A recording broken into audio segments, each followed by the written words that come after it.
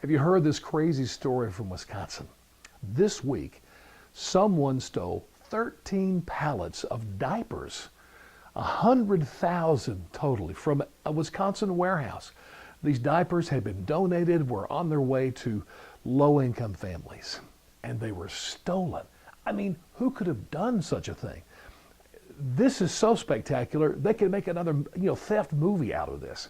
I mean, remember the Italian Job with Mark Wahlberg? They were stealing gold. Then you had the Thomas Crown Affair with Pierce Brosnan. He was stealing fancy artwork. How about this? A third movie about the theft of diapers from Wisconsin. Well, I'm here to help you out as an investigative reporter. I've given much thought, trained thinking to this, and I'm here to tell you the Russians are behind it. Let me explain. Number one, normally you think of babies as the ones who use diapers. Not so, okay? And plus, babies could never physically steal that many diapers, all right? Not that they'd even want to. But there's old people out there who also use diapers. Yeah, leakage.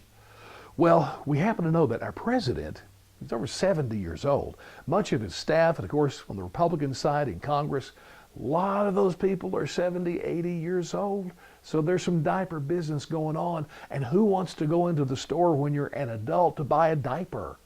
Huh? So you say, well, okay, but why the Russians? All right, step two.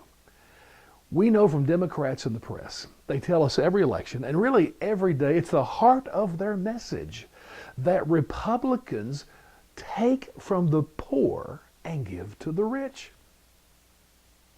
And we never thought of diapers as part of that deal, but obviously that is so. And lastly, the Russians come in because we know that the Russians are in cahoots with Trump and his staff and, of course, Republicans. I mean, the Russians are the reason that he got elected president. So, a theft of a bunch of diapers is kind of small compared to that. But the real killer, Milwaukee, Wisconsin, this is true, actually has a Russian embassy. And they say that the Russian ambassador has actually been to Wisconsin and he talked to people. I mean, what more do you need? And lastly, and I just conclude with this thought that will keep you up at night. Who but our president, Donald Trump, spends his time and tells us every day about he is going to stop the leaks? I rest my case.